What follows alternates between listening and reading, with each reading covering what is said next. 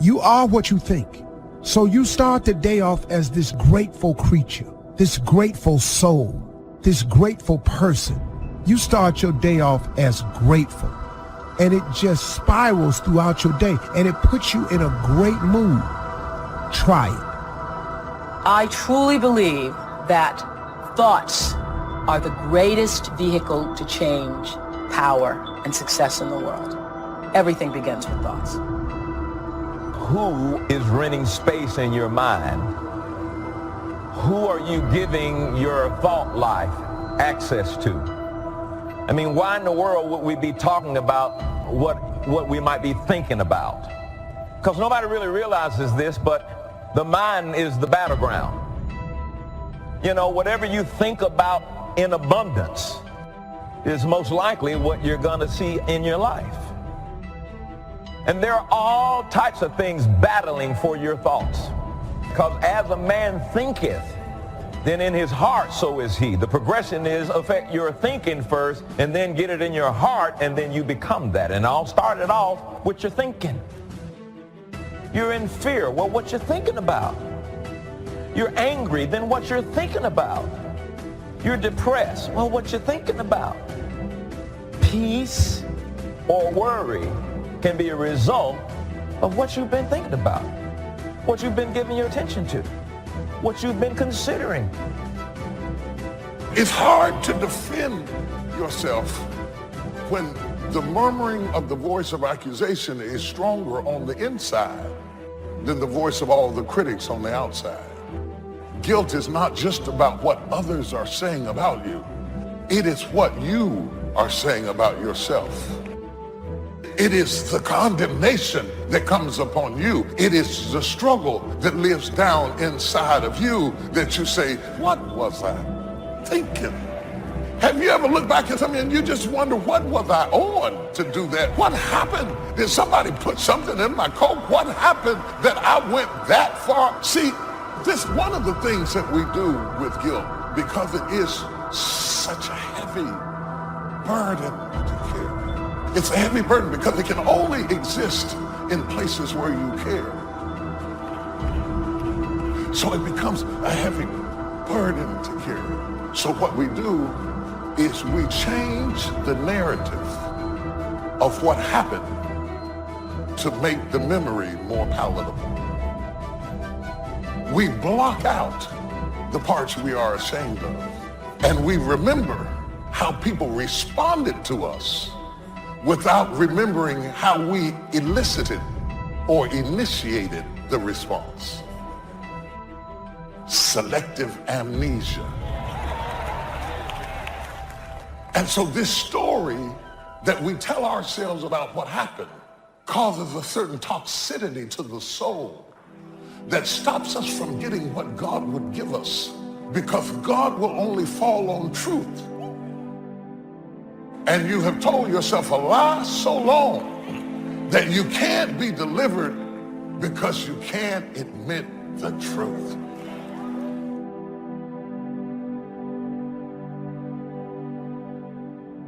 It's time for us to move. So get your joy, get your smile, and pack your bags, because we're leaving depression. We're leaving the fear. We're leaving sadness and the questions, and we're stepping into the fullness of who we were called to be. What happened earlier this week? And it only took 15 minutes, but you can't get it out of your thought life, and it's shaping you. It's messing up your access to wisdom, and it's hindering your happiness and your joy, and you can't live the life that God wants you to live because you're occupied with the last thing that you've been thinking about, and it's become abundant in your mindset. And your mindset determines really where you're going to go.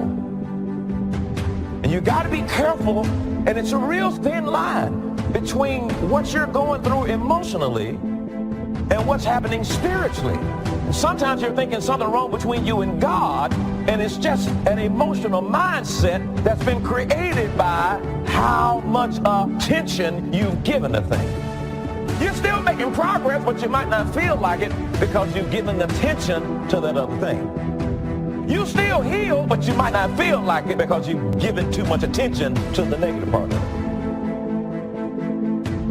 The one way to coach your mind from depression is with gratitude. Just start writing down everything you have to be grateful for. Whatever it is. Your health, you can walk, you have a car, may not be the one you want. I ate today, I have a place to live, I got a friend that I can call and share my troubles with. And just be real detailed with it. You would be stunned how long you'll be writing. Now let me tell you what happens. Gratitude erases all negativity because there's no room now for negativity. It's not a magic trick. Joy and depression cannot reside in the same space. Those two things cannot exist at the same time.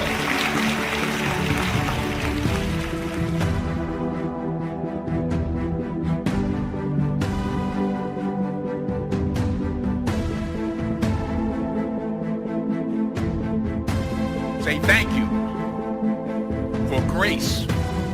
Thank you for mercy. Thank you for understanding. Thank you for parents. Thank you for wisdom. Thank you for kindness. Thank you for humility. Thank you for peace. Say thank you in advance for what's already yours. True desire in the heart for anything good is God's proof to you to indicate that it's yours already. Praise makes you strong. Praise keeps you moving forward. So often we think, I'll give God praise after the problem turns around. I'll thank God after business picks up, after I see the solution. No, if you don't learn this principle to thank God in advance, you won't have the strength you need to wait for the promise. What keeps us strong is getting up in the morning saying, thank you that my dreams are coming to pass. Thank you that this problem's turning around. Thank you that you're bigger than this obstacle. One of the great things about giving is that as you give, you're going to receive. What we want to do is keep the flow going. If anybody gets the bucket of love and stops and holds it there, all of us suffer. They've short-circuited the flow. They've stopped what was going on, the energy that was going around. See, you are part of an equation, and you are needed. Part of why we should begin to look at how we give up our lives, and that we got to begin to see what is it that I'm supposed to do? What is my life worth? And then give ourselves to that. Because as we do that, ladies and gentlemen, I guarantee you, as you begin to take on this new era that we're in, if you decide that I'm going to begin to start living life generously, I'm going to start giving more of myself, I'm going to start putting out more, contributing more to life, here's what's going to happen, ladies and gentlemen. I guarantee you that life will take on a whole new meaning for you. I guarantee you that as you begin to give more of yourself in your work, give more of yourself in your marriage, give more of yourself in your relationships with your families and friends, give more of yourself to your talent, to your vocation, to your job or your business, as you begin to set high standards for giving that which you have been given to share in the universe, I guarantee you that life takes on a whole new dimension.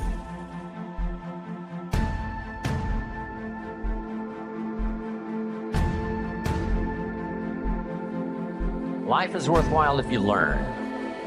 You gotta know, you gotta have the information. Get the information while you're here, right? There's nothing worse than being stupid. So jot this down now, as I used in my notes, what you don't know will hurt you. Ignorance is not bliss. Ignorance is tragedy. Ignorance is illness. Ignorance is devastation. Ignorance is going broke. Ignorance creates a poor life. So you gotta know, you gotta have the information. Number one, learn from your personal experience. One way to learn to do it right is first mess it up and do it wrong. That doesn't mean it's the end of your life, but just, clean up the mess, now do it right. From a negative experience, sometimes we learn to do the positive things that saves our life and makes us successful. They say, if you survive your first heart attack, you may now live to be a very old person. Why is that? That first heart attack was a wake-up call. And then maybe the doctor said, another one of these and your history. And you say, wow. And you make it for the health food store. And you start reading every book you can read on health and nutrition, and you start doing the push-ups, and you start jogging on the beach and doing all the stuff. And all of that change now could very well help you to live a long, long life, having been alerted in an alarm system that serves you well. So learn from your negative as well as your positive experiences. Here's the next: learn from other people's experiences. That's how you get smarter in a shorter period of time. Somebody that's been through it for 5 years and they wrote a book, and the book, if you read it, could save you 5 years, cost $30. You can't miss that kind of education. Best to get the information before. Yes, we can recover. Yes, we can come back, from the grave, practically. Yes, we can come back from bankruptcy and disaster and poor health. But wow, if we had the information up front that would save us some of those years of disaster, how much better that would be. So learn from other people's experiences, both negative and positive. If a guy's messed up his life for 40 years, you just have to say, John, would you spend a day with me? And I'll bring my notebook and take good notes. Good-looking guy like you, beautiful family, every reason to do well, and you threw it all away. Teach me for a day how you messed it all up. And you just take good notes so that the same thing doesn't happen to you. So learn from your experience, learn from other people's experiences. If you learn, life is worthwhile. Here's the second if. If you try, you gotta now try something from what you've learned. We've talked about that now earlier. Take action. You never know. My father said you never know until you try. Giving speeches and doing talks. Age 25, I stand up to give my first little training. My mind sat back down. I open my mouth and nothing comes out. My knees are knocking like this. The sweat is pouring. It's called terror, in case you haven't tried it, right? But I got through it somehow. It was so bad, if I hadn't have been doing the class, I'd have gone home, right? It was bad, but I got through it. And then I did it again. I didn't know if I should even try again. But sure enough, I had the kind of mentor and the kind of teacher who said, hey, that's nothing. What if you go up to bat and you strike out? Does that mean it's over? I said, no, it's not over. It's just over for one time up at bat. Then another time and another time. Pretty soon you connect. And pretty soon you get good enough to do well. And then pretty soon you get good enough to win the game. And then pretty soon you get good enough to take home the trophy. So you just keep trying. The third if that makes life worthwhile is if you stay. You've got to hang in there. Some people plant in the spring and leave in the summer. When it gets a little hot and a little uncomfortable, and it looks like the weeds are winning, and it looks like the bugs are having a feast, and you have a tendency to say, hey, I've had it with this. But the key is, if you want the harvest in the fall at harvest time, you've got to stay through the summer. Even if the harvest doesn't turn out to be good, you just see it through, and then use that experience to do better planting in the spring come the next turnaround of seasons. So stay in there. If you're going to play the game, you got to stay until it's over. What if you were on the team and you guys were behind and you said, hey, we're so far behind, we're out of here. And you all walked off the court, right? We would run you out of town, probably. We wouldn't own you as the home team. Say, I'm behind, so I'm out of here. No, you stay until what? It's over. We're not talking about a lifetime now. We're just talking about this game. If you're in it, stay till it's over. If you sign up for the game, you don't have to go to every game. But the one you sign up, you stay, right? You don't have to do everything every time, but when you start it, see it through. See the seasons through. Then you don't have to plant anymore if you don't want to. But when you do sign up, go the distance. Life is worthwhile if you stay. Hang in there. Next, life is worthwhile if you care. And for my little talk for the service clubs, here's how I wound it up. If you care at all, you'll get some results. If you care enough, you can get extraordinary results. If you just care at all, you'll get some. But if you really cultivate your caring character and care enough, you can have such extraordinary returns from productivity, activity, things you're doing underway. Have something good to say. Here's the next one. Now we must learn to say it well. Once you've got something, now you can't mumble, right? It's got to be clear, or no matter how good the message is that you've got to deliver, how good the instructions, how good the ideas, no matter how good they are, if you don't deliver them well, now the power is lost and the opportunity is lost. So number one is to have something good to say, and number two is to say it well. Here's what will help you to say it well. Make this list. Number one, sincerity. If a message is delivered with sincerity, see, that makes all the difference. If the speaker is sincere, if the father is sincere, if the mother is sincere, see, that's captivating for the children. If the friend is sincere, even covering a delicate subject for us of some changes we probably should make, if they're sincere, see, we will give them room. Perhaps to get on our case if we know they're sincere, not just trying to criticize for criticizing's sake. If your sincerity, I'm telling you, that wins the day. Here's what can really be accomplished.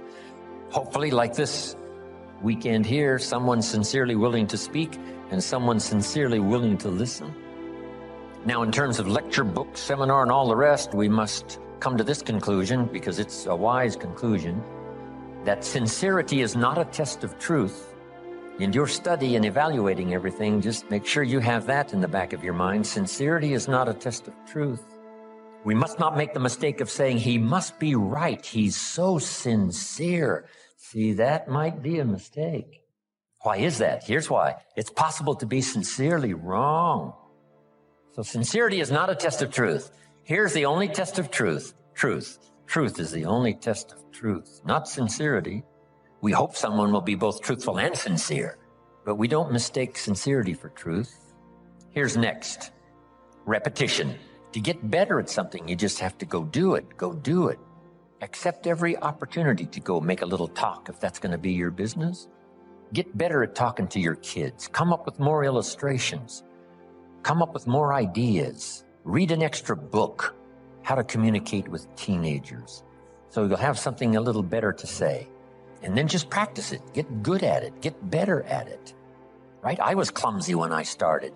Now the words flow a little easier. I still struggle with the language, trying to make it clear, but it's easier now. Repetition has helped me to do that. Here's what's next in good communication.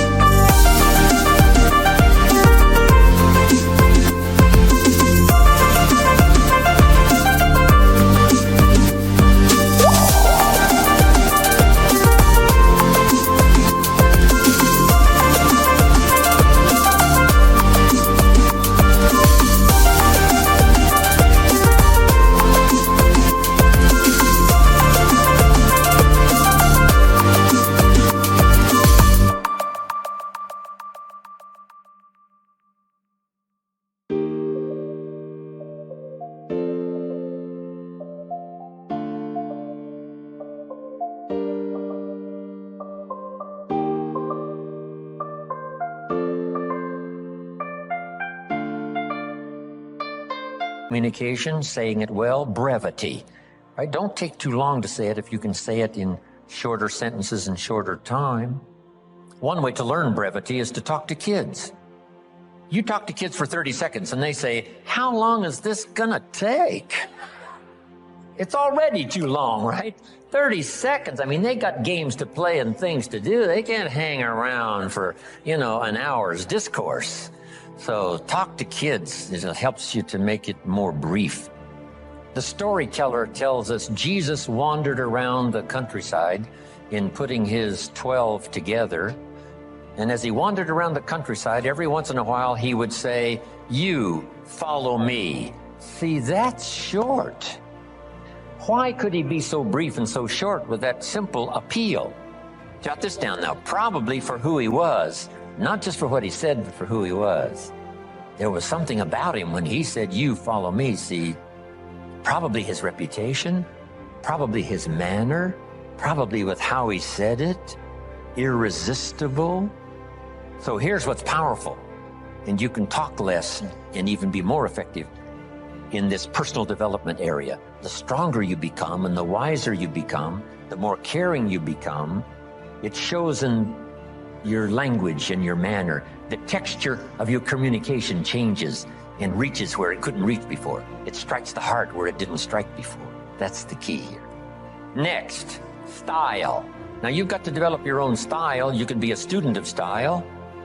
There's about a dozen people that I know over the years that if you knew those dozen, you'd say, hey, you know, a little bit of each of them appears in Jim Rohn's style, which is probably true. Not copying any one person, but I like the way the person said it this way. I like the word person's gestures, because I used to be a little too stiff without, gestures. So make this note, it's not just what you say, it's how you say it. Style, sincerity, the way you present it, heart, soul, from deep inside, commitment, dedication, wrapped up in your language so that now when you present it, hey, it becomes incredibly effective. Next is vocabulary. The better your vocabulary, the better you can share ideas that are meaningful, find words now to use that you couldn't use before. If you were very limited in your ability to comprehend because you had such a small vocabulary, that no matter what someone said, it would still be confusing. No matter what they said, it still might not make sense. They said it clear, but you couldn't see it. And sometimes that's because the vocabulary is so limited that it doesn't have the ability to register the scene on the screen of your consciousness. What if you could only see the world through this little tiny hole? You would be inclined to say, the world is like this. And all of us would say, no, the world is like this. This person would say, no, it's like this. How come they keep insisting the world is like this? Because that's all they can see. They're limited in the scope of their ability to widen their perception about life and what's going on and what's happening simply because they don't have the vocabulary to understand. So they started working on vocabulary, and immediately behavior started to change. Being able to see, being able to comprehend. Oh, now I see. Oh, now I understand the reason why. And as your education increases, that should be one of the major purposes for education, is to help you see things you couldn't see before. Comprehend what you couldn't comprehend before. See a future you couldn't see before. See beyond tomorrow you couldn't see before. See, that's a gift. Vocabulary. So keep working on your vocabulary. Now here's another reason. Only with our present vocabulary can we express what's going on in our head, what's going on in our heart. You can't express beyond your present vocabulary. What if it's very limited? Then your ability to express what you think, express how you feel, is limited. So by a very restricted vocabulary, if you can't understand very well, and if you can't express very well, then your world becomes very, very small. So jot this down. Make one of the books a very important book, and that is the dictionary. A word you don't understand, come to a word you don't understand, you look it up. Say, what is this word? Words are like lights. Now make this note now, especially the English language. There's nothing richer than the English language because there's so many ways to say it in English. In some languages, there's only one way to say it. In English, there's another way to say it, and another way to say it, and another way to say it. When I travel to all these countries and have to have translators, it gets to be difficult sometimes. Expressing something that makes sense in English because we have several ways to say it, but in their language, there's only a couple of ways to say it. So the translator has a tough job. So you have to learn how to present, how to do the stuff. But the gift of language is so powerful, it's worth the exercise. It's worth the effort. Vocabulary, brevity, style, repetition, sincerity, saying it well. Here's another one on saying it well. Don't fail to say it. You need the practice. Practice everywhere. If you're going to give someone a gift and send a little card, practice making this little card something they'll keep and remember for the rest of their lives. Not ordinary, extraordinary. Not like everyone else, different than everyone else. It's the practice of using your gift of saying things another way until a light turns on, another way that expresses something heartfelt that the standard ordinary language wouldn't express. couldn't reach, couldn't paint these mental pictures. It's okay to give flowers, but don't let flowers do all your talking. Flowers have a limited vocabulary. Guess what flowers say? You remembered.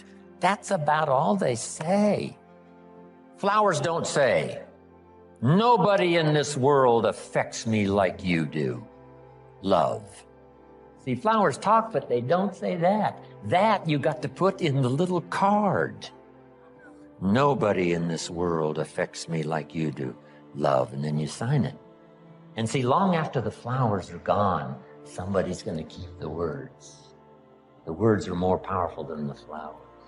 So don't let flowers do all your talking. See if you can't choose the words that are meaningful, words that are unique.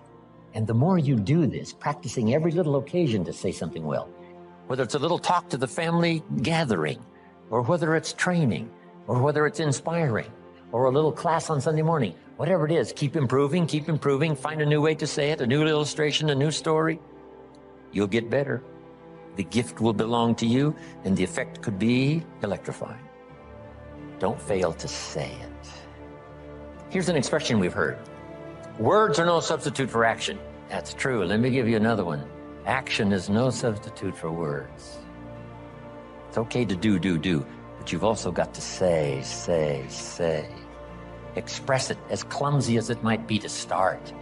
Start a better program of better communication, saying it better. Here's the next one now that's really challenging, but it really works, and that is read your audience. Whether it's an audience of a child or an audience of a training class, or whether you're a minister and you preach, here's what you've got to do. Say something well, but then read the effect you're having. If you're talking to a child, should you really pour it on, or should you hesitate? Should you save this for another time or do it now? Some of that you've got to pick up by reading the child. Read what's happening to your audience of 1 or 1,000. This is a challenge, but it'll help you in framing better the words you need to say and the style you need to use. Now, in reading, there's 3 things. Jot these down. 3 things in reading your audience. First, you read what you see. Salespeople soon learn. If the customer's got his arms folded and his chin tucked down and he's frowning, this one ain't gonna be easy. Right, this one's going to take all my skill to get his arms unfolded, make him a little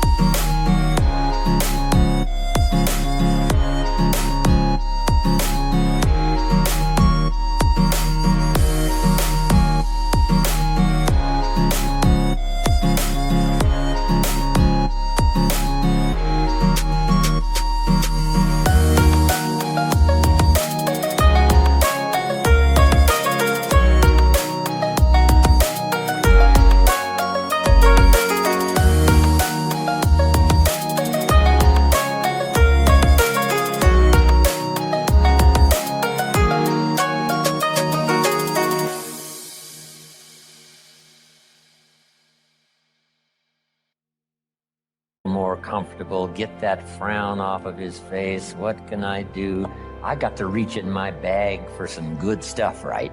To see if I can't sort of change the situation. And what causes us now to do those amendments in our presentation? It's reading. Reading someone's body language, right? What's happening? Here's the next one. You've got to read what you hear. If it's a two-way conversation, you've got to listen as well as talk. Mama said 2 ears, 1 mouth. Listen twice as much as you talk at least, maybe more. Listen so that you can now know how to proceed, especially if you're talking to a child. You listen so that you know how to proceed. And by listening, you pick that up. Here's the next one. You got to pick up the emotional signals, how you feel, whether you're coming on too strong, whether you should be stronger or easier this time. That's an art in reading.